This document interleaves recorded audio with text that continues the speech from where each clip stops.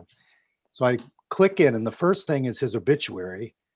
And I read the obituary, and he was put in jail for embezzlement and was in jail for a long time. And then I think killed himself in prison. We're live. Oh, So you and know.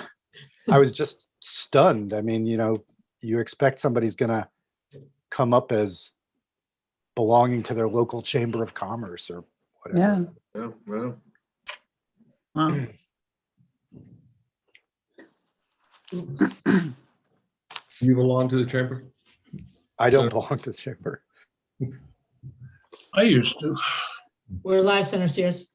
I used to belong to the chamber so that we could get health insurance. That's back in the day before, when at our program, we were unable to buy health insurance in the open market. It was very expensive. Well, we were able to join a chamber group plan, provide health insurance for our employees. And so we were members of the chamber for years. Can I tell you something about that? I know Sure. that we're online and that this Yeah, is. we're not on the subject of risk Right. assessment.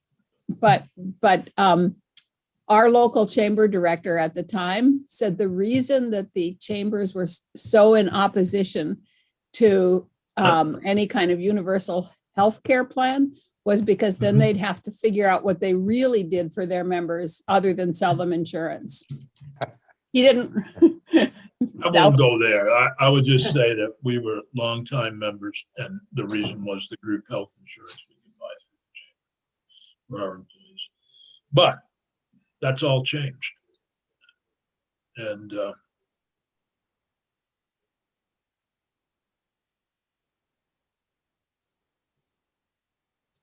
I got a robocall to something about state police and the sheriffs are after me. I better go check. I don't want to get arrested. Would you take over, Philip, for a minute? Sure. Okay, we're starting with S-127. And is this, I don't see, oh, Eric, is this your bill? Yes, this one's mine. Have we seen this? I'm trying to remember. No, this is was just introduced in the last couple of days. How long is it? It's very brief. It's a page Okay. tops. Do you want to share and just give us a look at it? Yeah, sure. And then we'll go to our 4 witnesses. Yeah, that sounds good. Let me just pull it up.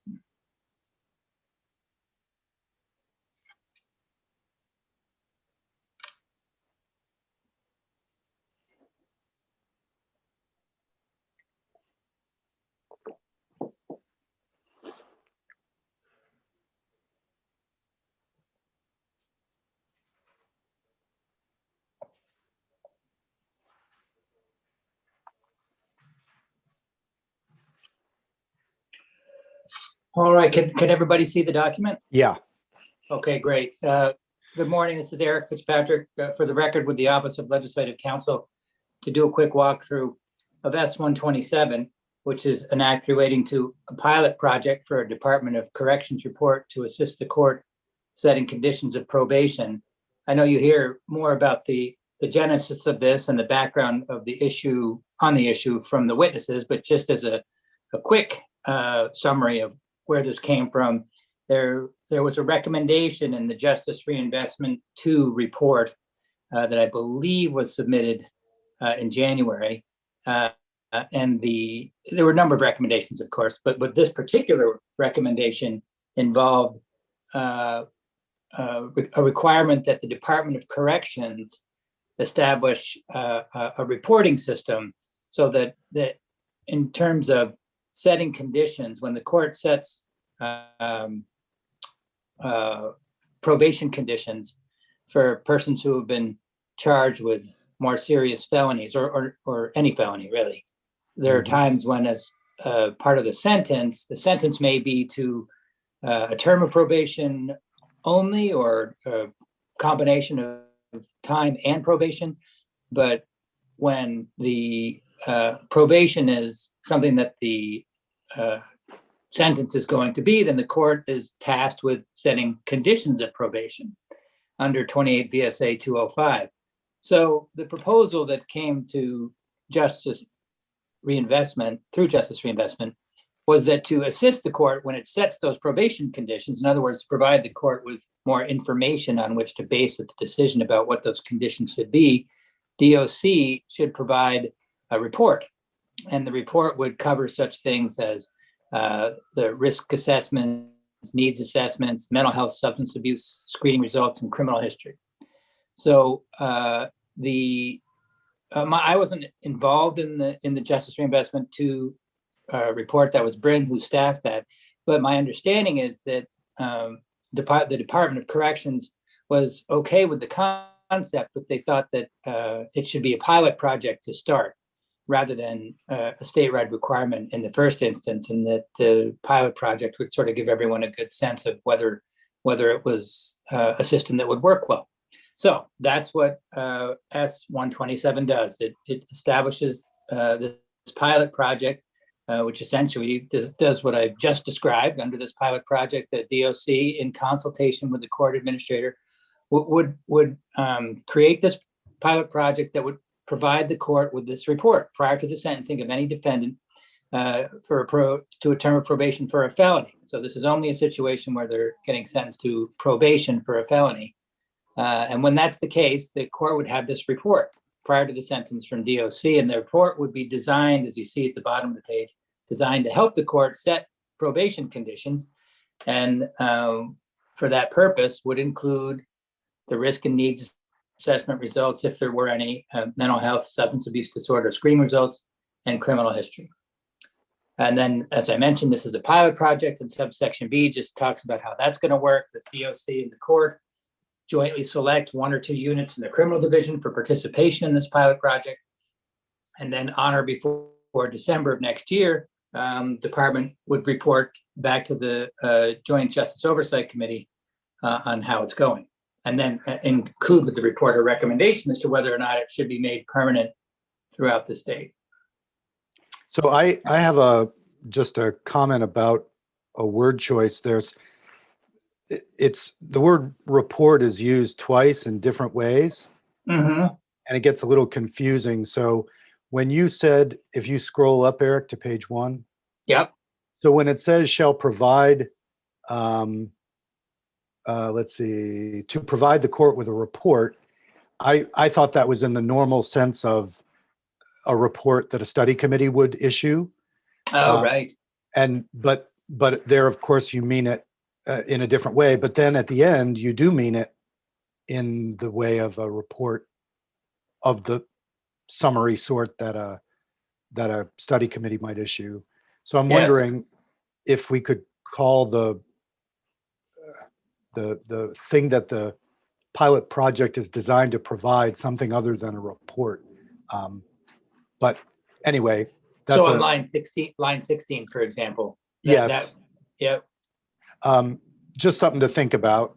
Yeah. And can I assume that Department of Corrections just incorporates this with their current budget? It's a good question. I'm not sure the answer to that. No. Because there's no appropriation. It may be that they've spoken with the chair about putting something in an appropriations bill, but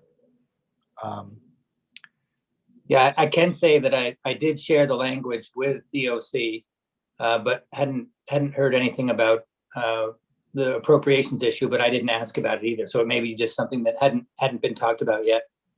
okay. Mr. Chair, would you like to take over again? Oh, you're muted, Dick. Sorry about the disturbances. I'm getting harassing calls. So we just took a quick look at the language.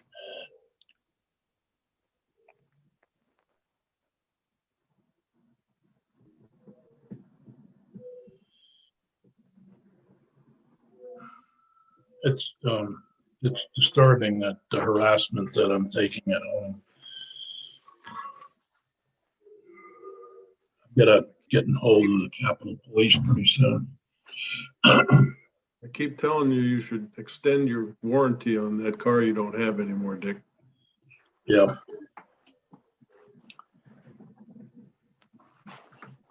So, Let's go ahead with the meeting. David Diamora. David, thanks so much for joining us this morning. Good morning. Thank you, Senator.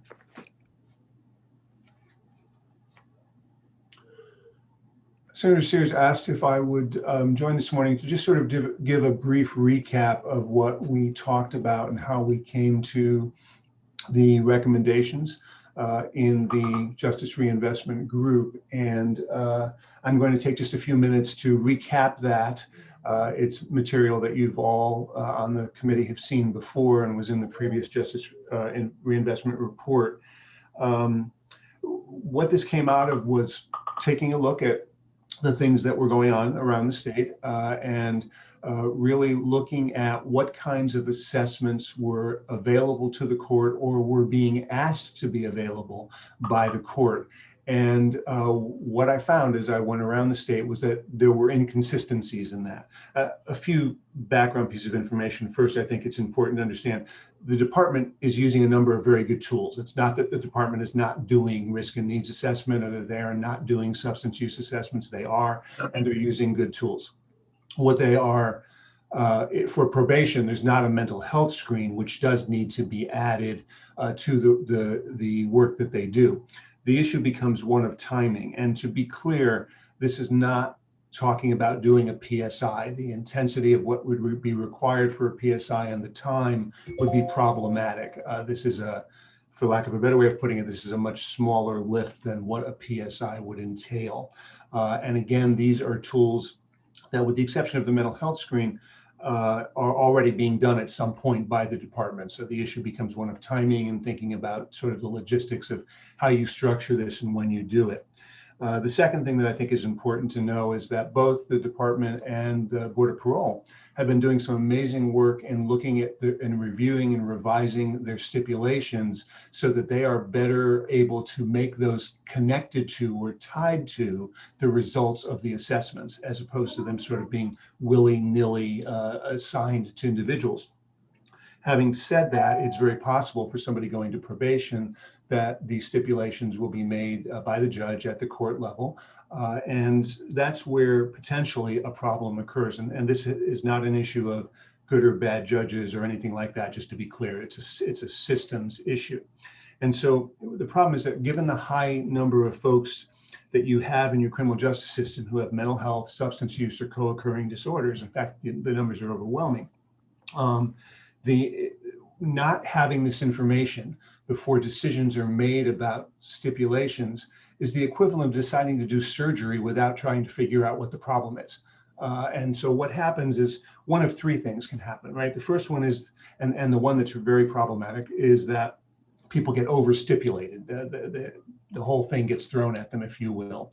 And so that there are multiple stipulations that are not relevant necessarily to the problem at hand.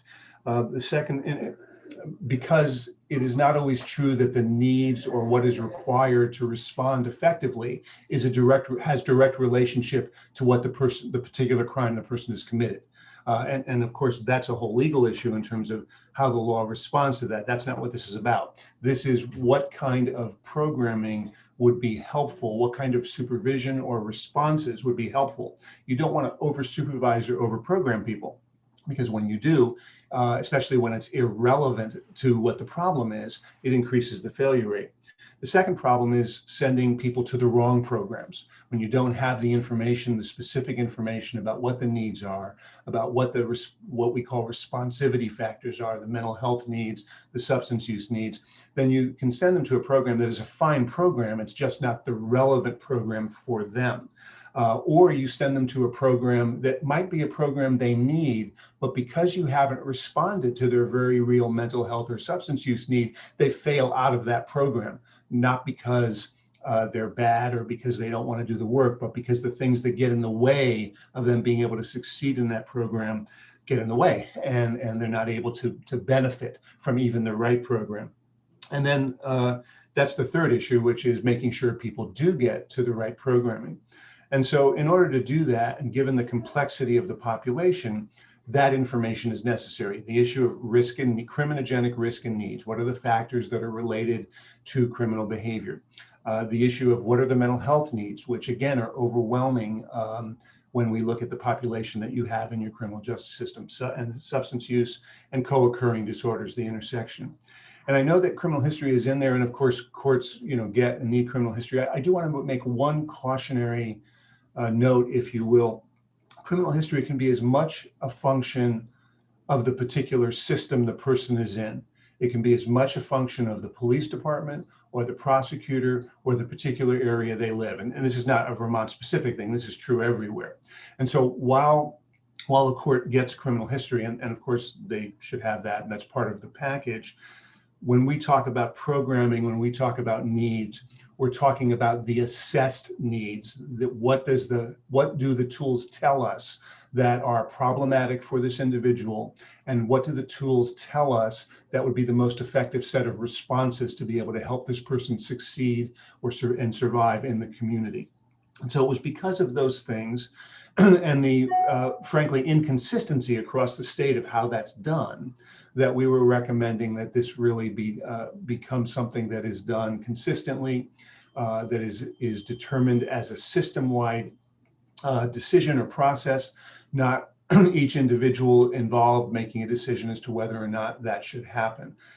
And I certainly support the commissioners and the Department of Corrections idea that it should start as a pilot.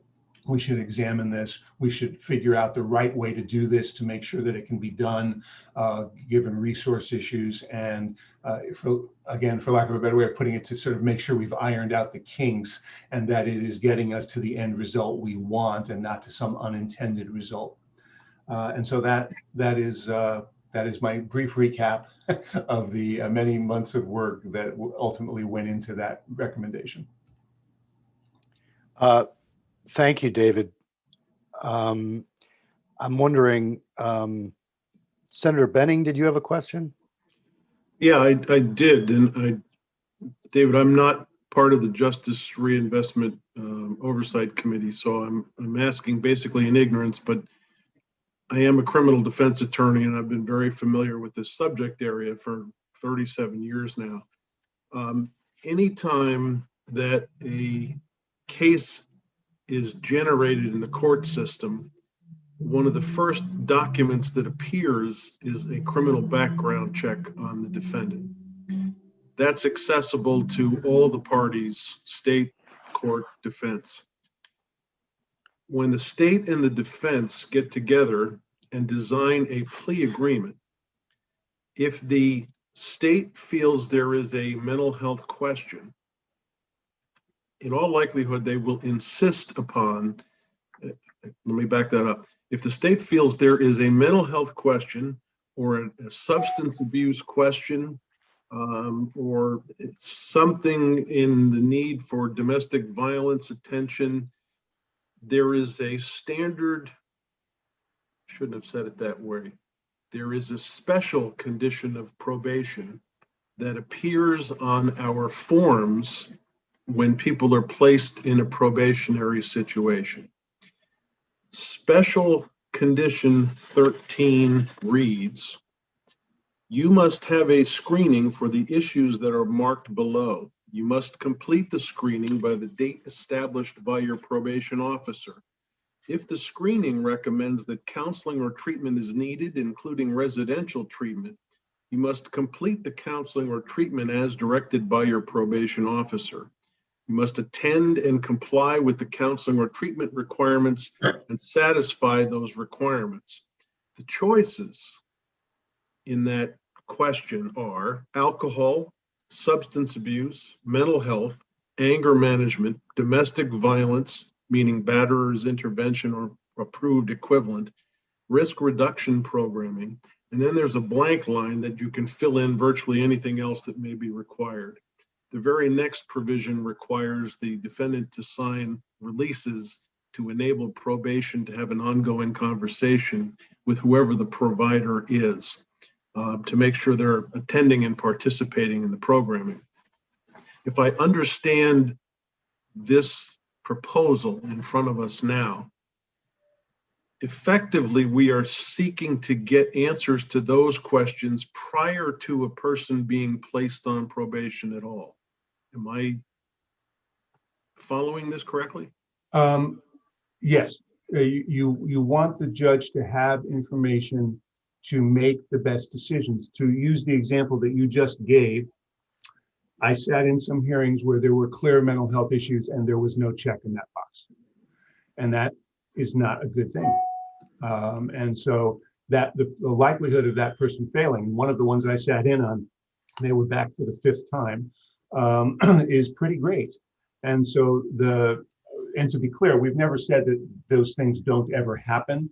We're trying to get it pushed up so that there isn't the potential for the failure the way that it happens in terms of the timing. And then secondly, when you have that checkbox, it assumes that, I think that you said something like, if the state feels like, I would like the state to have something more than a feeling.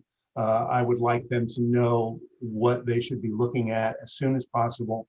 I would also like them to make sure that they are then providing the correct or the right kinds of supports for those individuals.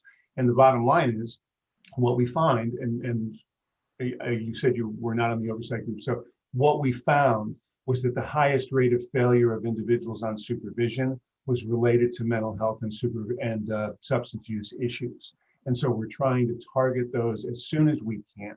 And in fact, arguably, even though you have people with some higher risk factors, criminogenic risk factors, when you look at the failure rates, that's actually not what's driving the failure rates. It's actually the mental health and substance use issues. So they're not being responded to quickly enough, and they're not being responded to as effectively as they can be. And so what we're trying to do is to improve that ability to respond. And we're trying to improve that by, one, getting the data as early as possible, not giving people, for lack of a better way of putting it again, not giving them time to fail, right, while we're figuring all this out later. And then the second issue, just as an aside, is that we've really been working very closely with AHS and DOC and the Department of Mental Health to really look at how we can improve the training and knowledge of community providers to more effectively respond to this group, to lower that failure rate, or to put it the other way, to increase their success rate while they are on supervision in the community. So I understand the desire, and I appreciate the desire. I'm glad that this is a pilot project, because I'm thinking that we are going from a few cases where red flags have appeared to literally every single defendant who is potentially being placed on probation.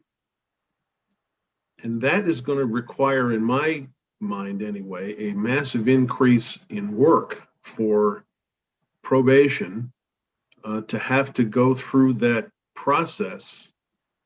I know we have other witnesses on here that might be answering this question better, but at least in your role, have you discussed the increased workload? I mean, this is a massive increase in cases that would have to be reviewed, because most people that are on probation don't necessarily have a check next to any of those boxes because there have been no red flags whatsoever. So I have to assume there will be a massive increase in the workload. Have you had discussions with the parties to talk about that fact?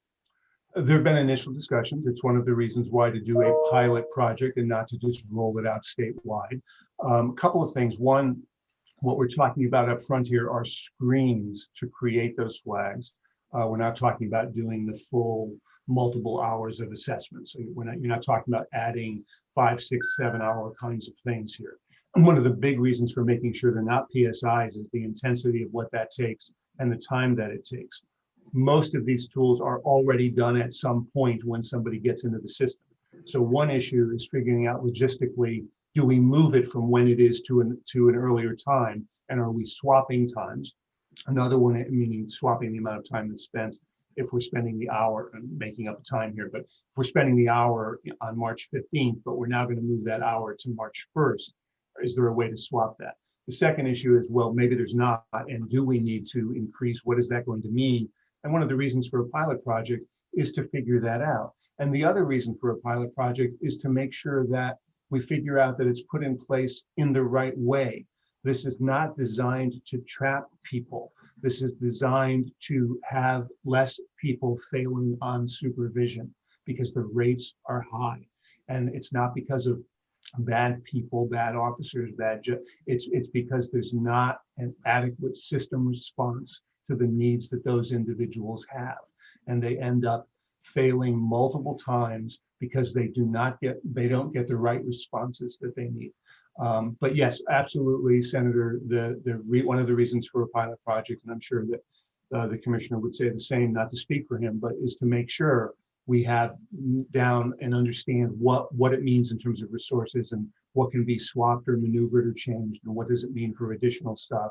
And secondly, how can we measure sort of the impact and the outcome of that before we make it broader? Because we want the right outcome here, but we don't want it to turn into something that is hurtful for people or harmful for people. We want this to result in an improvement in those people's lives and that their ability to survive in a better way on supervision and in the community. And I want to be really clear about that from our perspective. That's where we're coming from. I appreciate the answer. I'll close with you by just noting you used the term PSI. You and I know what that is, but for the benefit of those on the screen who may be watching that don't, that's a pre-sentence investigation, which is currently available in situations where there's prospective incarceration in a felony case that the court can order or the parties can agree to, either way, that does everything that this pilot project would actually seek to achieve. I think you'd agree with me on that, but I don't know for sure. I would say that it does that and much more, which is the reason that it takes so much time to do, and it's so intense. And that's why we're saying for this particular relatively narrow band of issues, it's not that, excuse me, that is not required. And also, given what the resources are for a PSI, it would, on top of everything else, simply be undoable. I mean, there would be no way to do that. It would be unfair to everybody to try to expand that construct widely. Okay. Let me just take us back, and I see this as like science to me, similar to the idea of masking is the science, vaccination, the science. We know through Justice Reinvestment 2, correct me if I'm wrong, David, roughly 70% of the admissions to corrections are people who failed in the community, either through furlough, probation, or parole. That's the number that really strikes at the heart of Justice Reinvestment 2. And so interventions to try to prevent failure are the heart of the bill. And we did significant change in furlough process. We did presumptive parole to try to improve all this. And this is getting at that probation population that so frequently fails. I believe those numbers were around 25%, but correct me if I'm wrong, of those on probation fail at least, end up being reincarcerated. So if we can, through getting the person into the right program, which may include a job, by the way, may include substance abuse treatment, mental health treatment, whatever, to determine what those needs are, we could reduce the failures. And if we reduce the failures, we save money on crime, we lower the crime rate, we save money on future cost of incarceration, et cetera, et cetera.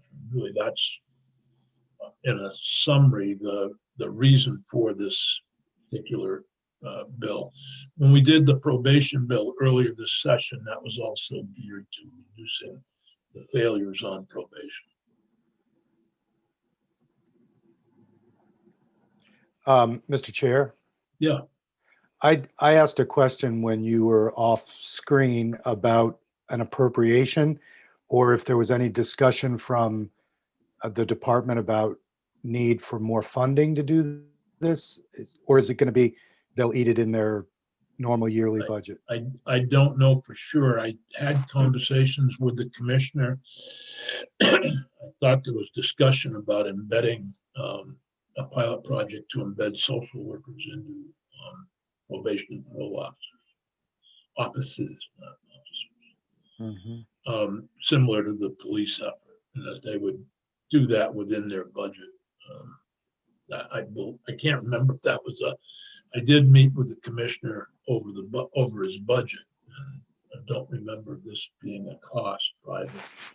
I will say this, that part of our problem is the designated agencies' ability to provide the services that are needed for this population. They've been decimated by two factors. One is competition from state and other agencies, so they're not able to hire staff. I know my designated agency's down 4 clinicians, but also they've been hit, in a financial way, particularly during this period of the pandemic. Their salaries haven't kept up. They have a number of openings, so they have a problem as well, and that may be part of the services may not be available in some of these cases. I don't know if David, you want to comment on any of that. That is absolutely true. It's one of the reasons that one of our other recommendations involved being able to provide some additional dollars through AHS to different agencies, which in fact the governor did put in his budget, so that when we are looking at these different things, you figure out two things. First, you figure out if something exists, is it being done in the way that it should be done? And one of the things that we're able to do through the Justice Reinvestment Subaward money that comes to the state is provide a lot of cross-training between agencies, both community and state agencies, to more effectively respond to this population.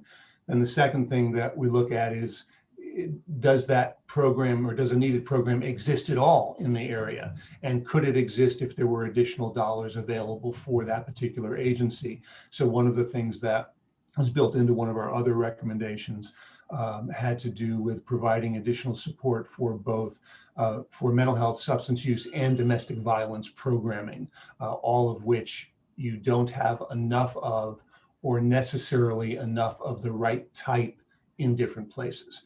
And so it's a combination of, one, working to provide some additional resources as necessary, which again, did end up in the governor's budget. And then secondly, making sure that there is the correct training. Basically, the designated agencies, many of the designated agencies and other community providers need some additional training to understand how to effectively work with this population and not terminate them too early, or to know better how to engage them. And then the other side of that is improved training and knowledge for supervision officers around the issues of mental health and substance use. And that there are times when the problems that one sees with a supervision client is not related to their criminality. In fact, again, with this population, a lot of times it's related to their mental health and substance use need, which requires a different set of responses and thought processes than if what they're doing is based on some high level of criminality. So what we're attempting to do is, one, figure out where are the biggest holes. Two, how can you plug those to the degree that is possible, because no state can plug everything.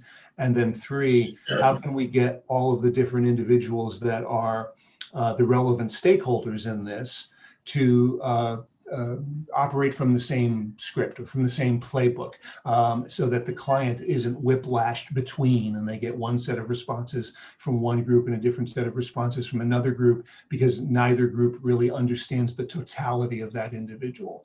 And that's the reason that we keep focusing on these three areas, these intersections of the criminogenic risk and need, the mental health need, and the substance use need. Because again, with Vermont's done a wonderful job of getting of keeping a lot of their lower need, lower risk individuals out of the criminal justice system. But what I always say is that the problem with that is that now what you're left with are indeed the most complicated, the most complex individuals. And there is no one system that can resolve those individuals' problems. And so what we're attempting to do is to get a better integration of the systems to meet these larger combined needs that the individuals you have in your criminal justice system have, in a way to increase their success and to lessen the returns to prison or the failures on supervision. Because again, those rates of technical violations have been quite high. And technical doesn't mean there might not be serious issues, but it's not new crime. It's losing housing, it's having problems with substance use, it's having whatever that is. And those things need to be responded to. And so that, again, is sort of one of the big reasons behind what it is that we've been looking at and how we've been attempting to do that. And I think one thing that the senator left out is that one of the other hopes is that by doing this, and if we can get this to be effective the way that we want, it can also help pull those people you have out of state that cost a lot of money and are far from home.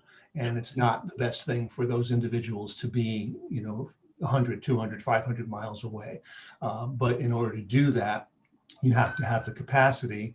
And in order to do that without building massive new prisons, which nobody is suggesting, then you've got to think about how can you look at what's going on now, and how do we modify that so that we don't have as many folks that don't need to go back. When I say don't need to go back, meaning if we can respond appropriately, they can be successful. And with that, I'll stop. I think that's really helpful, David, and I appreciate that you're joining us this morning. And also appreciate, by the way, that next week we hope to hear from one of the three people that you suggested to discuss race and other issues within risk assessment.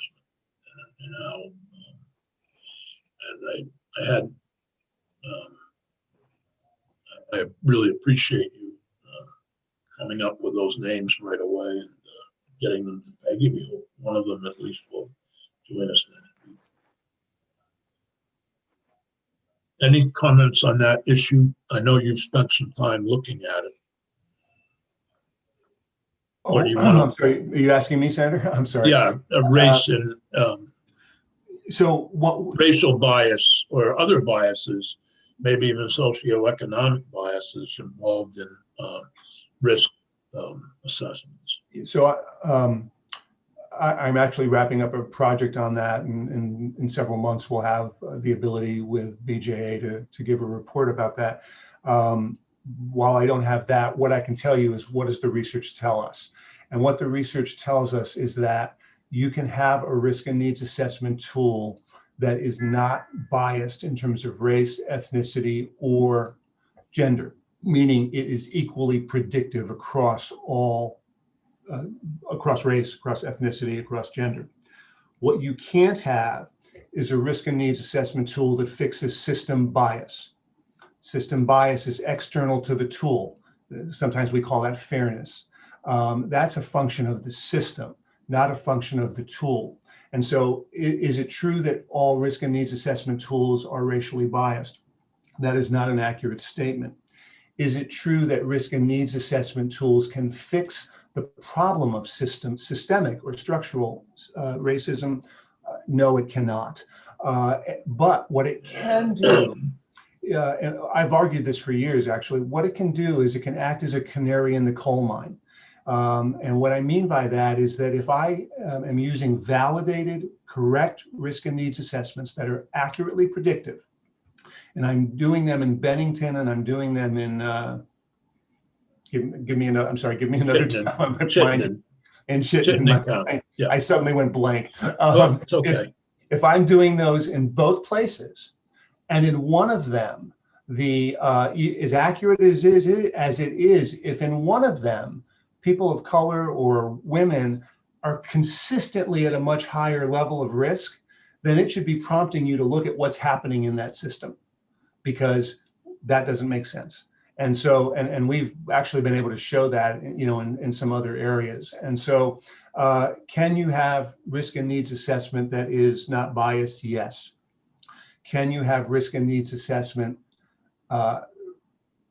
work in a way that fixes the larger problems in a system? No, but it can point you to and give you some information and data to look at where those problems exist and to examine that further and figure out what you need to do. That's the 5-cent version. Someone No, might, that's helpful. So, I mean, Yeah. rather than throwing out the risk assessment, to take a look at how it identified, and I would use an example where in Chittenden County, they may not prosecute anybody for shoplifting. In Bennington County, they may prosecute everybody for shoplifting. So that, unless it's a huge amount, so that you would have very desperate, not desperate, very, very varied responses on that particular crime, which may involve various groups. So somebody would have a long record of shoplifting and give them a long record, but they haven't. But if they had been in Chittenden County, they wouldn't have any record. it's why I was mentioning earlier the caution about criminal history, for that can sometimes be a function of the system of the locale as much as a function of who the individual is. But anyway, and I'll say one last thing. By the way, that was just an example for anybody listening out there. I have no knowledge that one county does that or doesn't do that on shoplifting. So don't feel free to shoplift in Chittenden and not in Bennington. And I'll say one other thing, that the other issue in terms of risk and needs assessment, because it's actually not that difficult to develop and validate a tool to make sure that it is equally predictive. The biggest problem comes in the implementation of it and in the use of it, meaning getting it implemented with fidelity and using it for what it was designed for and not misusing it. And then last but not least, they are what are called risk and needs assessment tools. Unfortunately, over the last 20 years, because we've become so familiar with it, we've shortcutted that to risk assessment tools. And so what happens is it changes people's thinking, and they only think in terms of risk, when in fact, to be blunt, risk is the least of the important issues. The important issue is what's the level of need, because it's responding to those needs that make the difference.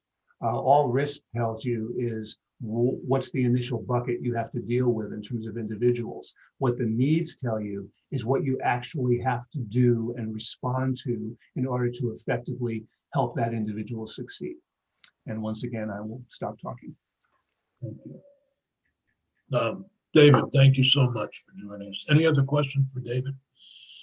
Thank you. Our next witness scheduled is John Campbell, but I'm wondering if John, would you like Pepper or would you like, what would you like? We'll be, thank you, Senator. I see both of you here, so It's frickin' frack, you know. I can't go any place without my right arm. We had a corrections commissioner one time with his bearded companion. Yeah, I think you remember. Yeah, I do. I do. But, I tell you, I would like to just add two things. First, I'll just make one comment, and then I'll turn it to Pepper. And then at the end, we have a request when it comes to Section B. But you know, this again, while I think this has got tremendous goals, admirable goals that we're trying to achieve here, you know, again, it comes back to the same thing: is if we don't have the resources or the programming that's needed to really make this work. Yeah, it seems like we do this often, is like we set these goals up for failure in a way, because we have the people, we know what we want to do, but then when we try to get them the services that they need, they're just not available, or it takes a long time to get there. And Senator Sears, you had just mentioned that yourself, and so I almost feel like, you know, we need to at least at some point, you know, take an inventory of all the resources in these areas of, you know, mental health and substance abuse, and take a real hard look at what we have to offer, how many people we have out there in the field, what's the length of time it takes for someone to get into services? Are they waiting, after they're told that they have to have these services or enact these services? Is it taking them, weeks or months to get there? And what's happening in the meantime? So I just can't help but, say this every time we talk about new programs, is that we really need to make sure that we have, adequate programming and resources before we do this, or else it's not only going to be setting the person up we're trying to help up for failure, but it's going to, I think it's going to be demoralizing to the people who really are out there in the community trying to help them. So with that, I will turn it over to Pepper, and then I'll come back after he's finished. Thank you, John. For the record, James Pepper, Department of State's Attorneys and Sheriffs. I just really want to start out by thanking CSG and David Diamora in particular, where I feel very fortunate to have him here, focusing his clinical background and his national perspective to the complexities of our system.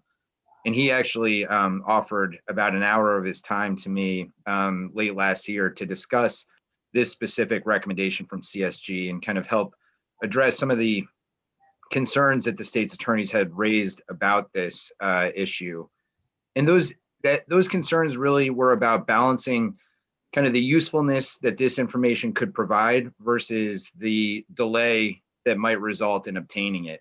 And so in general, we are of the opinion that the more information the court has to consider is generally better. And that having, standardization and consistency at all of these highly discretionary, highly impactful decision points is a very important goal. And, David was very clear that we're not talking about a PSI here, which can take 6 to 8 weeks to complete. A pre-sentence investigation report. This is more of a risk and needs assessment. But the question for the state's attorneys is, if you've had someone who's got a history of justice involvement, maybe a string of retail thefts, dispensing charges, has been in and out of Tamarack potentially, how much is this information really going to add, or is it really going to provide someone who's either negotiating a plea agreement or is trying to tailor conditions? And then the other question that we have is, if we're moving this, I think David mentioned, we're moving this kind of risk needs assessment that already happens to an earlier point, pre-sentencing. And so, if a defendant might not want to give up certain information that might impact, conditions or potentially lengthen the term, what are we going to do at that stage? I think what is very useful, though, if we do this as a pilot, would be to look at that Section B reporting. I think that report could be very useful in answering some of the questions about that the committee was discussing yesterday. Are we overusing probation conditions? What conditions are driving failure rates? And I think that we ultimately decided that this was kind of a good thing to do, that this sort of accelerating the risk needs assessment was probably a benefit to the state. And so we're happy to support the bill. But John, I think you wanted to touch just on the Section B reporting. Thank you, Pep. And Senator, is the fact that the DOC and the court administrator deciding which 2 counties are going to be involved, I think that they're going to need that we, and also probably the Defender General, of course, I'll let Matt speak for himself on that, but I think it would be important for us to have be part of that to determine which counties are best would be best utilized in this type of pilot. As you know, that geographically some of the counties have a larger backlog than others. We have 6 vacancies right now with deputies, state's attorneys. So I think it would be important for us to make sure that whatever county is chosen as to be part of the pilot is not going to be one where further delays in cases are going to cause more serious impact, or also look at like we are compounding the problem that the county already has. So what we would, you're muted. I think you're getting ready to yell at me or something. I was muted because I continue to receive these phone calls. I'm I trying thought you to, were yelling at me. I mean, it's part of life here. I would suggest that I don't know, I would like to hear from anyone about who should be involved in selecting the counties. But I think I got to respond to this idea that the services aren't available. So the services aren't available, so let's put the guy in jail. Or woman. I mean, I think that's what we're coming down to. So maybe we need to look at why aren't the services available for this individual in the community. I think that's part of what's bass-backward, hating to use that term that is so probably got all kinds of things. But we've got the cart before the horse, folks. What are the needs in the community that some of these folks are exhibiting that aren't being dealt with in the community? If they're not at risk, to public safety in terms of physical, if they're not out there, assaulting and raping and pillaging, murdering, so forth, what is the risk that we're locking them up instead of making sure that these services are available that they need in order to deal with the criminogenic risk? I mean, if we know that they need substance abuse treatment and that they need recovery housing, then why don't we have recovery housing in Bennington County? I think those are the questions we need to begin to ask, both as members of the Senate in terms of appropriations, but I think the administration needs to ask. So if we could solve Joe's problem, I'm sorry, Joe, if we could solve Steve's problem by having the right program available in Bennington County, are we better off putting him in jail because we don't have a better alternative? And that's what we're doing, folks. I don't mean to go off on you, John. I know you're testifying, but that's really the basis of what we're saying here. You're echoing what I was saying, because that's why I think it's important for us to do an inventory, and I'm sure that probably people have done this, but do an inventory of exactly what services. I think that the bill needs to reflect an inventory of what services are available.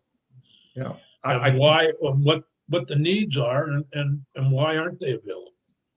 And I think you're going to be very surprised to see that that there are people I don't think I will be, or substance abuse problems, and they can't get into programming because there's no counselor available for 5 weeks. And anyway, I'm sorry, I'm going on. I agree. Senator White wants to comment. I just wanted to, I was going to say that I think John is right. We need to have some kind of an inventory of it. And I believe we're going in the wrong direction. And just a quick example here is that we had services at the retreat here in Brattleboro that were canceled by the Agency of Human Services. And they said, well, we don't need them at the retreat. There are other services available. And that is not true. If you want a substance abuse counselor right now, it's 6 weeks to get an appointment. And so the services are,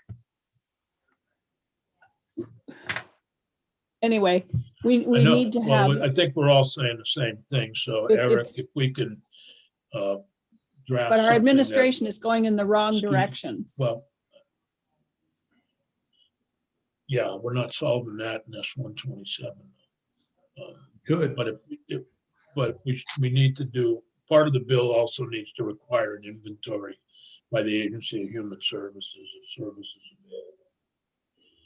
Somehow, we don't already have that.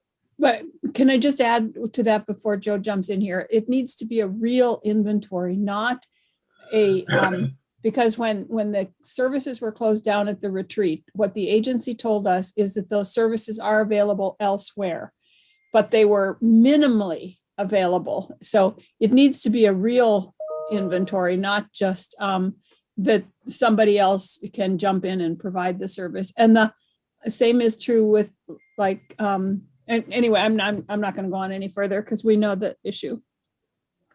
Joe?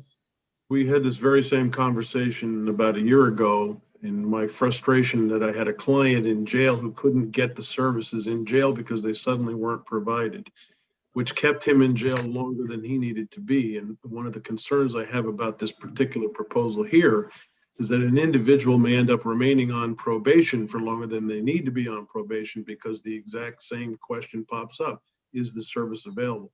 So I would offer that this inventory we are taking should be combined with an assessment of why we feel certain programming must take place within the confines of a correctional facility as opposed to being out on the street. I don't want to put people in the same position who are on probation that people who are now incarcerated are feeling. Pepper, back to you. Or John. I think that really kind of wrapped up our testimony on this particular proposal, but happy to stick around, and if questions come up that we can address, we can just pop back on.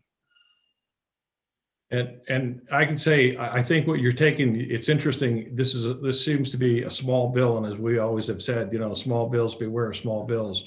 But I think you have more power and more potential in this one bill by doing what you're going to do with this inventory to really help move the state in the right direction of offering services and helping people with mental health and substance abuse problems.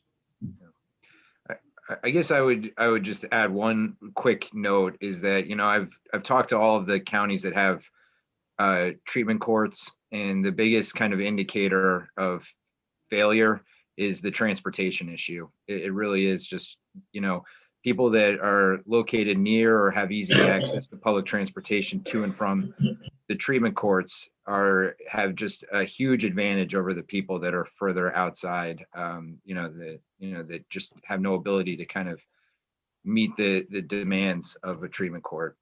So transportation issue is a real one. I know you've heard that before. Let's move on to Matt Valerio.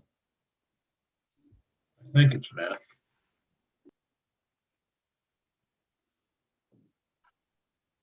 Morning. Thanks for having me.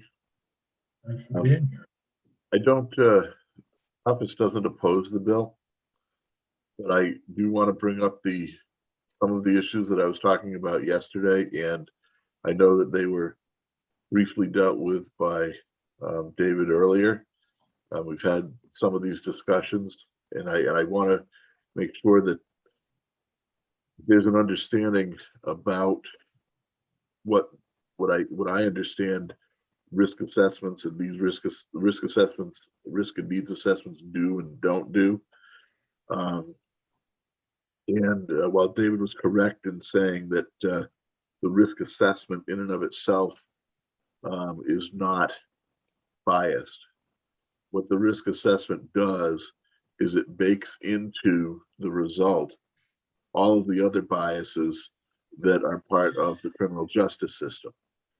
So if you have bias in law enforcement stops, if you have bias in searches, if you have bias in arrests, if all of that gets baked into a criminal history record, and to the extent that the criminal history record is used as a predictor of risk, that bakes it into the results of the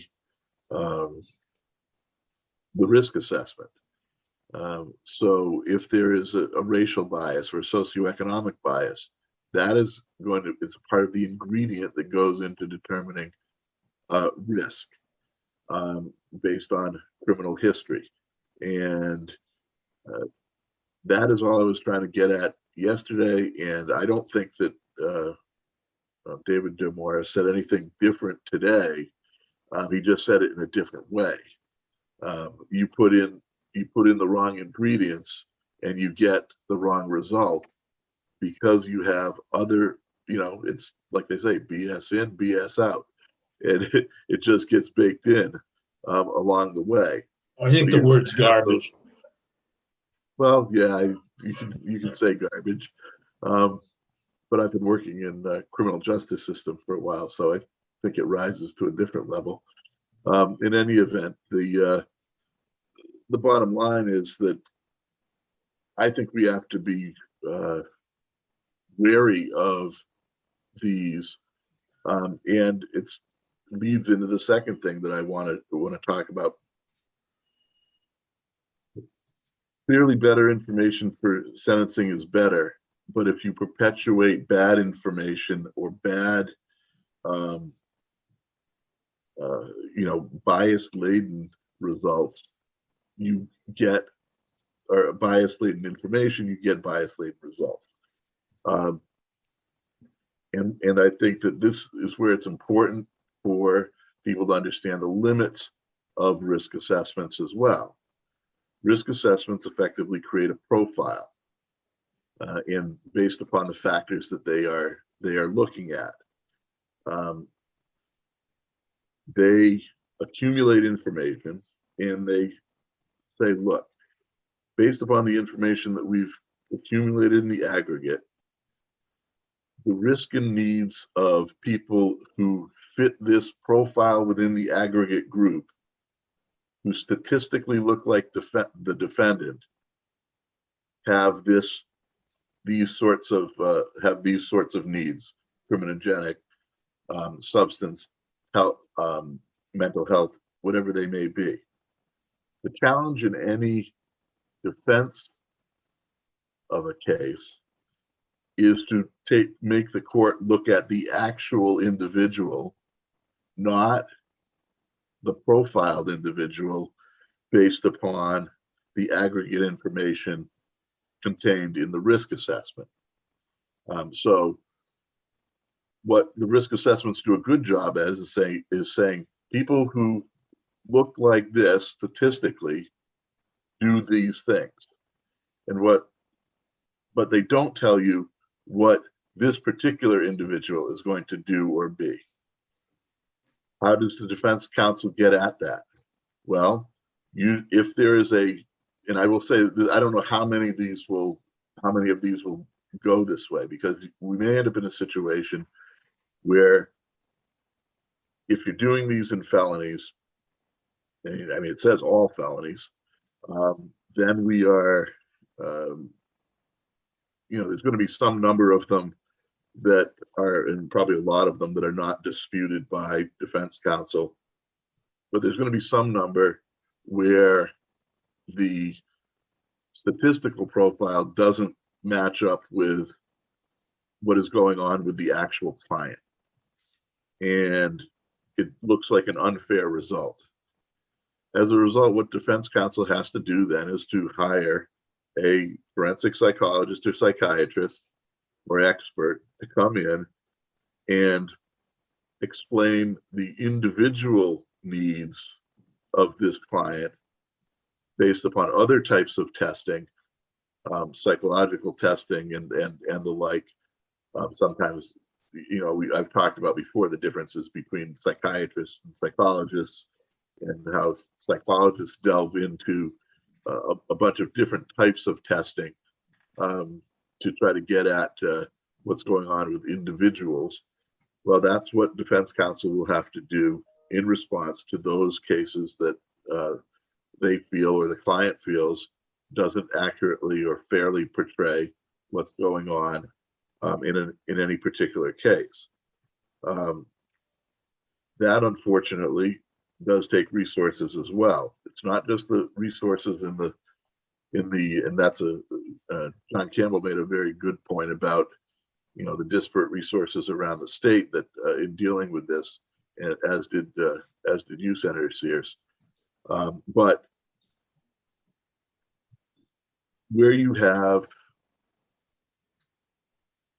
effectively a tool that is challengeable by other means, defense counsel has an obligation to do that, or they're not being effective.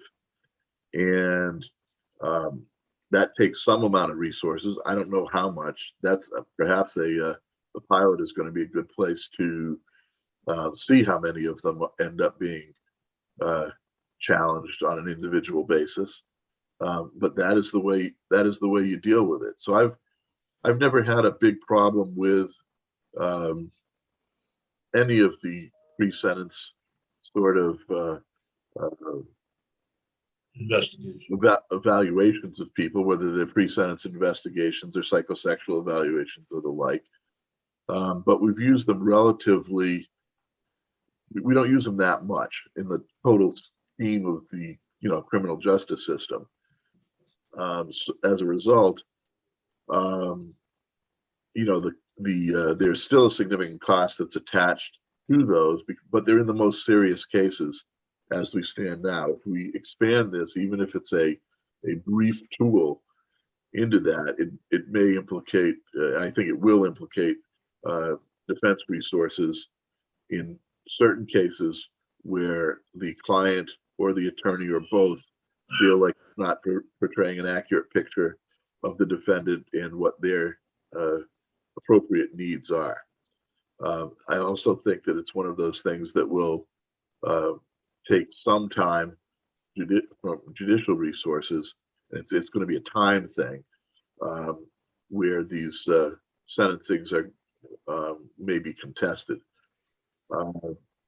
That having been said, I do think that this is the right direction to go in. It would, if nothing else, even with the biases baked in, it would even out the biases across the entire state, so that it's not individual prosecutors who are having different sentencing than others. In theory, if the courts end up relying on the risk instruments. My feeling about this, and I have over a long number of years talked to the Attorney General's office, and many years ago when TJ Donovan was able to secure the grant from Senator Leahy, a meeting between myself and TJ and Andy Polito, who was then the Commissioner of Corrections, when they started the RIC program, the biggest benefit of that is that it pulled things out of the criminal justice system and focused on housing, transportation, childcare, employment, substance abuse, and mental health treatment. And it was one of the good things that we were really able to get at. Now that was on the low end of cases. It was not the bigger end, but I saw how getting the right resources to people who are in need kept them out of the criminal justice system. And that, I think, is what the goal of this is, and that's a good thing. That doesn't mean it doesn't come with challenges for implementation, as far as cost and being wary of the issues of bias that get baked into structures that are created to try to assist us in other ways. So that's what I have for you. I appreciate that. I just would comment that what we've knowingly or unknowingly done is move Vermont's criminal justice system from one where you commit a certain crime, you get a certain sentence, to one that's tried to tailor individually to the person, the needs, and obviously public safety. But in doing that, we stumble over ourselves sometimes.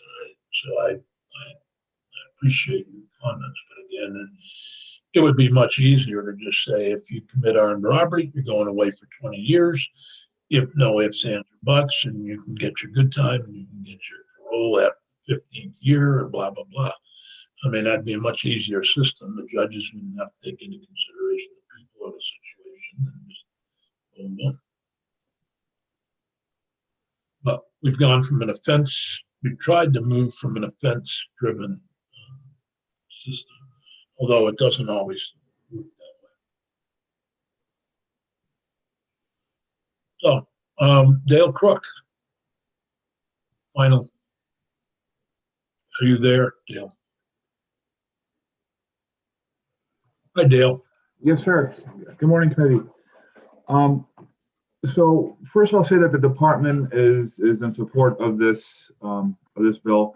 It's absolutely makes sense that the department and that the criminal justice system is using evidence to make determinations as far as sitting conditions. I do believe that David Demore just talked about some of the work the department's been doing around our conditions for furlough. We worked with the parole board around their conditions. So we really already just had a huge look and change with the department's other supervision conditions to really line them up better with aligning with risk and needs of risk assessments. The department did recommend that this be a pilot for a few reasons. Once it is going to be a resource issue. The question is how much, we're not sure. While we do risk assessments, the ORAS is what we use currently, the Ohio Risk Assessments, on a large proportion of our population. Many felony cases coming over on probation will not get the ORAS because they generally be moved to low risk. A first-time felony retail theft would not be on intensive supervision. Most likely would be on a lower risk case. And currently the department doesn't do our full risk assessments on those cases. We do a simple screen that sorts them in the appropriate risk category. To kind of follow up what Mr. Campbell was saying about the resources and what everyone was saying, this is exactly what Commissioner Baker has been, beating his drum on since he's been the commissioner, is about the lack of resources to really match the needs of the population that we're dealing with in the community. So we would agree that is lacking, and some of the JRI legislation and funding, more importantly, is going to look at that. We are looking at a series of trainings, both for the department staff, probation and parole officers, as well as our community providers, as well as our transitional housing providers and other criminal justice partners to better match and work with the population that we're asking everyone to work with, the high risk, high need population. I will say that risk assessments, mental health screens, and some of these screens are very important. While we may not have the best services available, it is better to have an idea of what direction we should be going with an offender based on risk and needs assessments, as opposed to other information. The prime example would be someone charged with a domestic violence offense. If their really root and underlying cause is mental health, putting them in a batterers intervention program is not going to impact the change at all. We really want to set conditions that will work and set up the offender to give them the best opportunity to change their behavior, as well as rehabilitation. That's really what the conditions should be set to do. Other concerns why we wanted to have this as a pilot project, it's going to impact court time. We don't know how much time. This is going to involve probably another layer in the process to sentencing.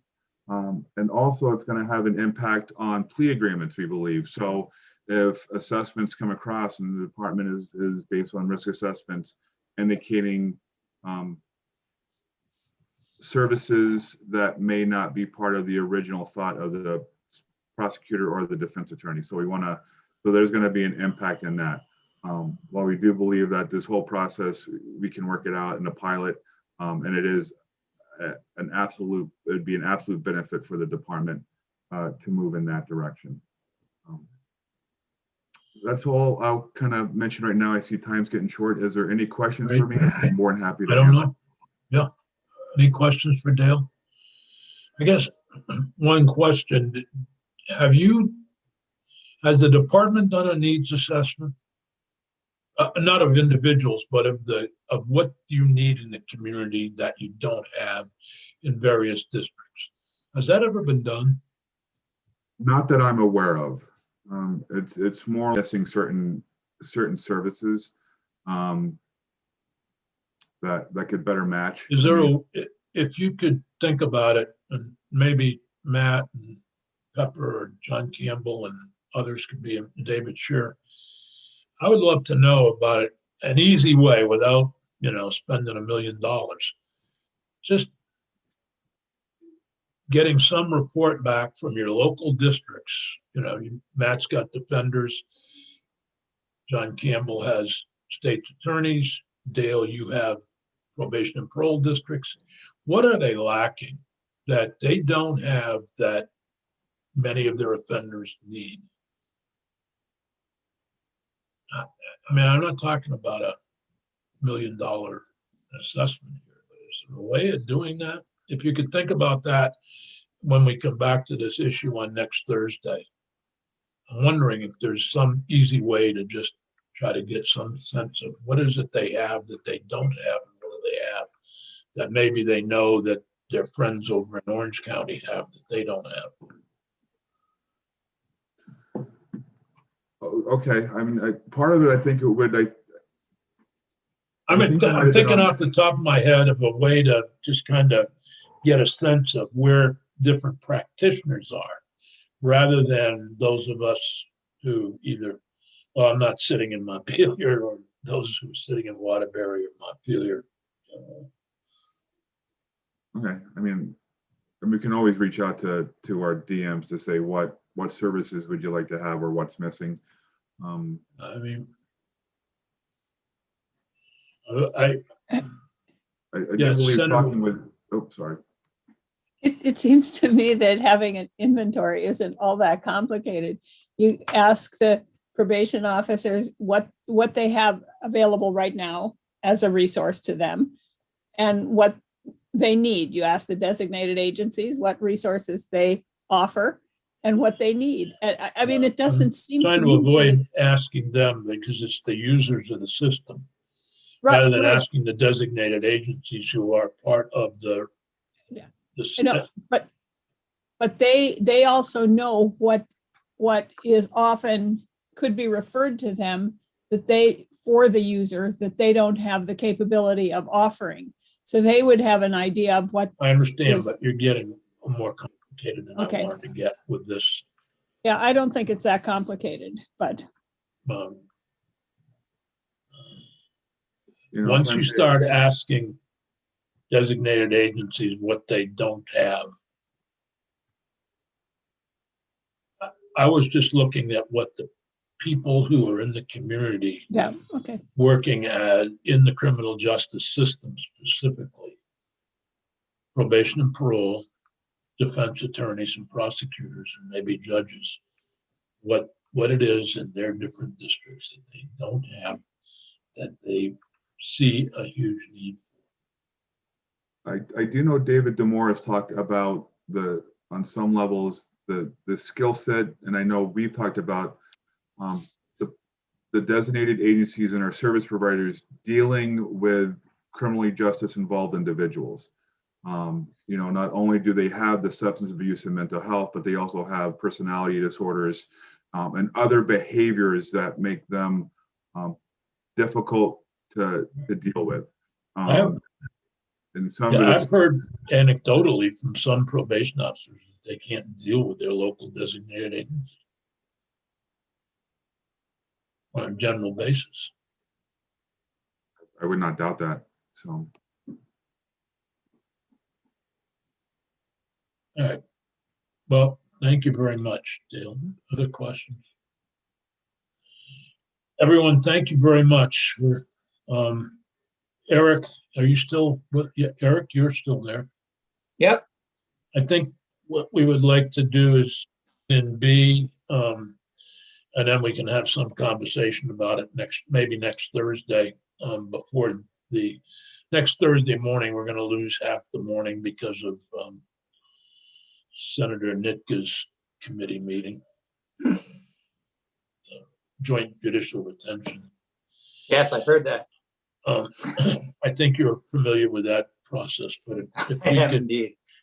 maybe if we could get some sense of where people are at in terms of an amendment to the bill that would provide for an assessment of need, but also should the state attorneys and defense bar be involved in selecting the 2 pilot counties for this? Should there be more Right. pilot?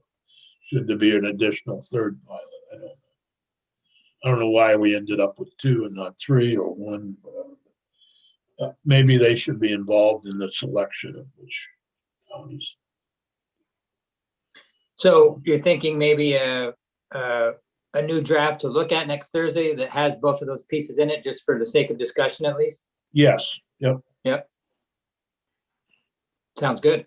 But I don't want $1 million needs assessment. I'm talking about something that would.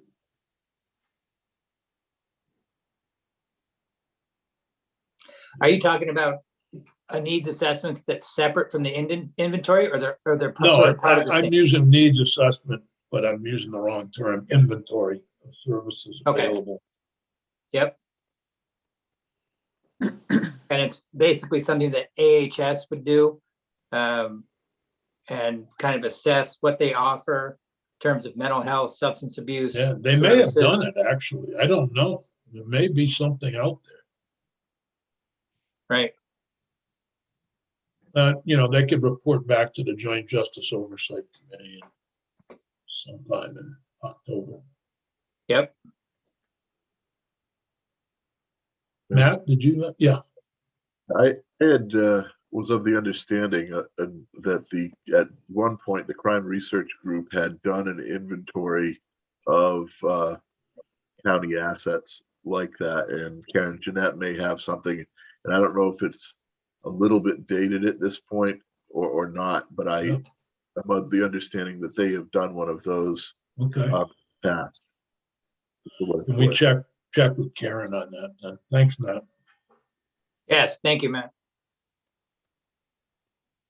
And then the other amendment would be to include, well, the other amendment would be to meld this into H20.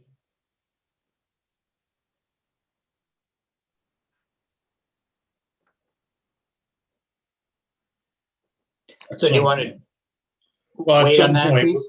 yeah, we can wait on that, but we should Okay. probably discuss next Thursday morning. Hopefully we can get that person, one of those 3 persons that David Diamora suggested to join us and talk about biases in the risk assessments and a better understanding of that. And then begin markup of S127 and H20. And then at some point, my plan would be, by then I've talked to Representative Brad and Representative Emmons about the 2 bills becoming one.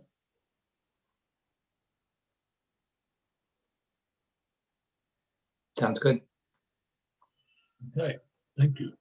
Hmm. We're about time to talk about S3 and the amendment that we would offer before 3rd reading, I think.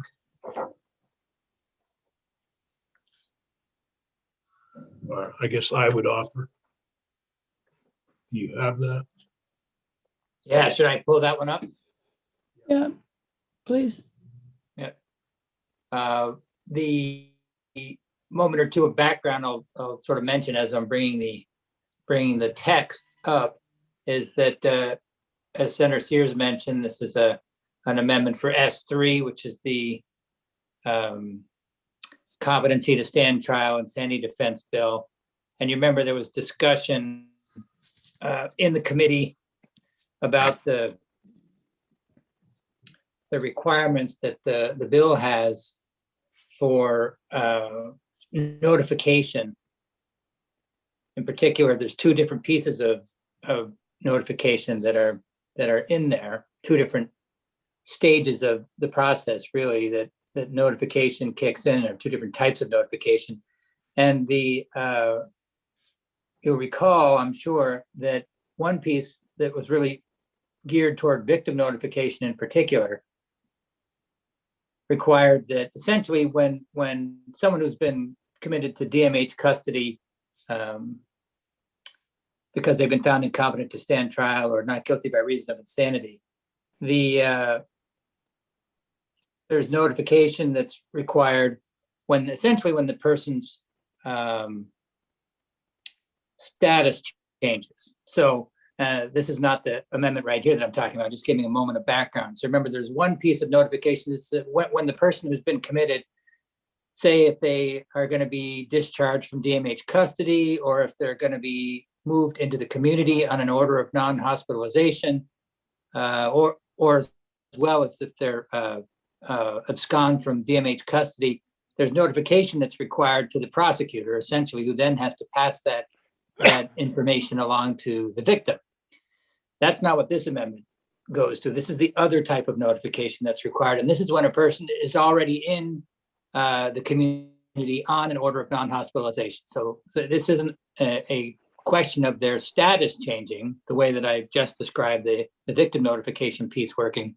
This is triggered by a different circumstance, which is that the person is in the community on an ONH, order of non-hospitalization, but they either don't comply, they're failing to comply with the ONH in some way, or the alternative treatment that they're getting is not adequate to meet the person's needs.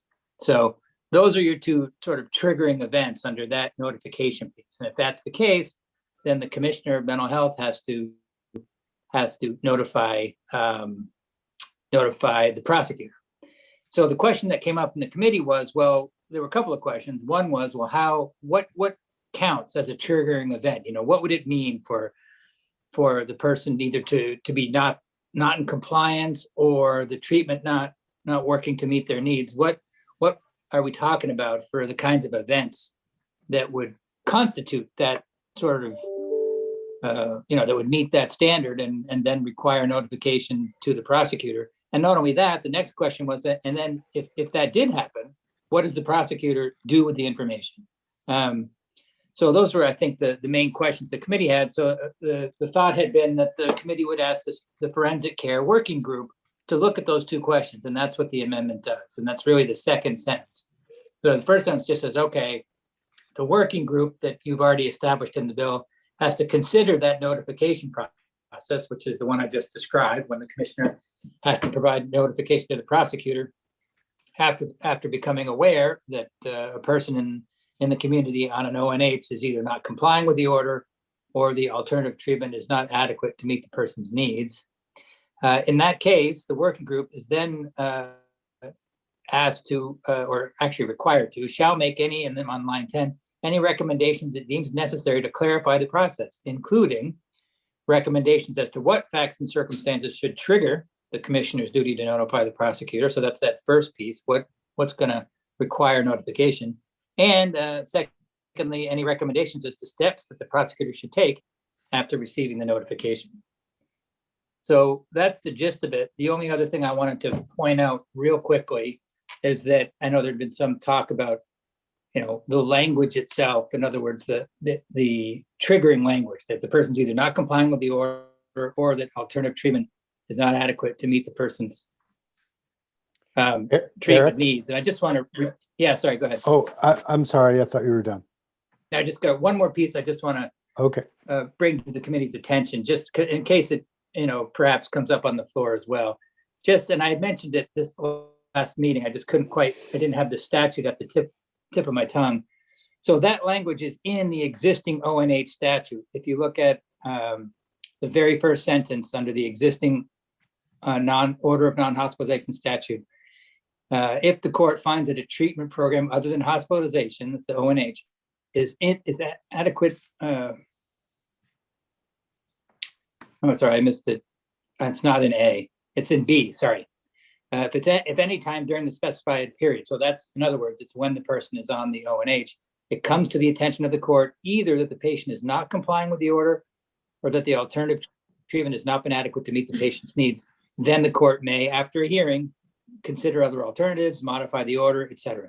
So I just wanted to bring that to the committee's attention, maybe even if just also Senator Sears as well, in case it anyone were to ask the question during the report, where's that language come from? It's right out of the existing statute on circumstances that can trigger, in the case of the existing statute, the court having to consider modifying the ONH or entering a new one. So it's not language that was made up out of nowhere. Okay. Before we go any further, Peggy, could you email us a copy of the bill as passed the committee? Sure, I think I did, but I'll do it again. No problem. Well, if you could, please. Yeah, no I don't- problem. I don't have one. No problem. I think Phil had a question first, but I have a question also. Go ahead, Alice. Okay. So I'm just wondering, in B, does this mean, in other words, what I'm wondering about is, could a private citizen get to the court to make a complaint? I mean, would they be allowed to file a complaint with the court in order to get some action going? Or does it have to be the state's attorney or someone official? Under this existing statute, I think it's phrased very broadly. It says, if at any time it comes to the court, to the attention of the court. So I don't think there's a limitation on how it can be brought to the court's attention. So there's certainly nothing prohibiting a citizen from providing some sort of notice to the court that that's going on. That's helpful. Eric, Yes. I see that you're paralleling the language from this. I'm wondering, not complying is one thing, not adequate is another, and not available is a third. Does the court tend to read adequate as including not available? So in other words, let's say that someone was assigned a treatment and then, as has happened many times in the past, turns out not to be available. It's not really accurate to say that they're not complying, and it's not accurate to say that it's not adequate, because if they were able to take it, it might be adequate. You see what I'm saying? Mm-hmm. Yep. So I was going to suggest in the other language that we say adequate or available, but that obviously breaks with you're trying to use the exact language from the statute. Yeah. And the only point about that I would flag is that, not that you couldn't make the parallel change elsewhere, is that the underlying, not even the existing statute, but the bill, the underlying full version of S3, this tracks that language. I so see. You'd want to make, if you did want to make that change, which you certainly could, you'd want to have that other amendment made to the bill also.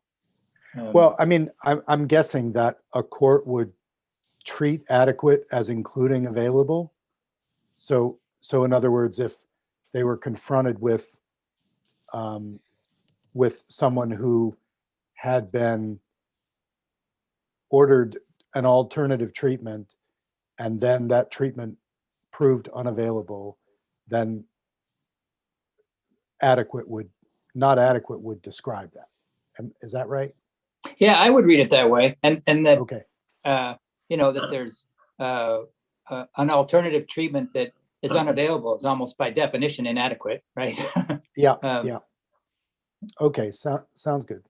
Yeah. Okay. Should I pull the language down, Senator Sears, or you want to keep looking at it? No, that's fine. I'm trying to. So difficult.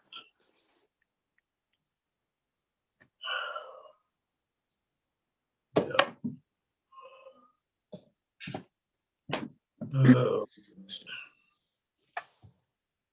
So what do people?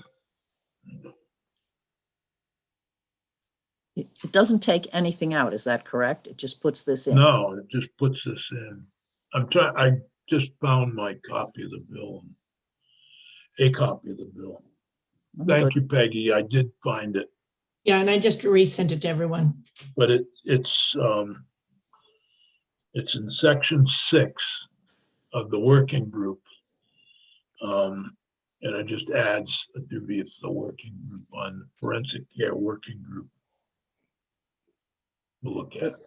Good idea.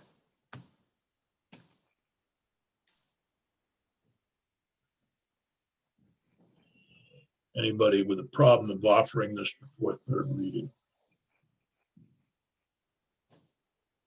Okay. Great. I So think it's time.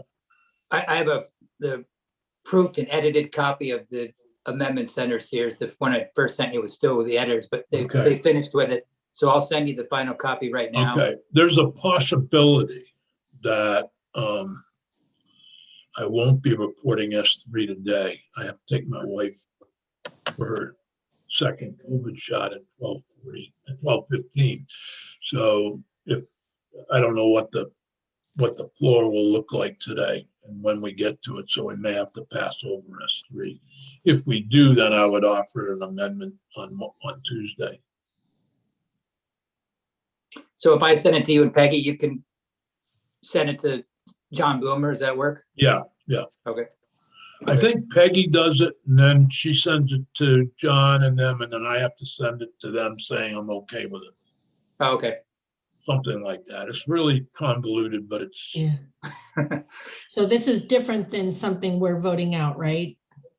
yes, well, it's an amendment from me, but I'm going to be Mhm. able to say that the committee supports the amendment. Okay, I'll send it to him and CC you on it. Just, I don't want to get in trouble with John Bloomer. No, but wait until Eric sends you the edited copy, right? Yep. Yes, will do. All right. Hey, good week, folks. Tough week, tough yesterday on the floor with S30, but it's not often our committee is divided, but everybody did a good job. And all were respectful, and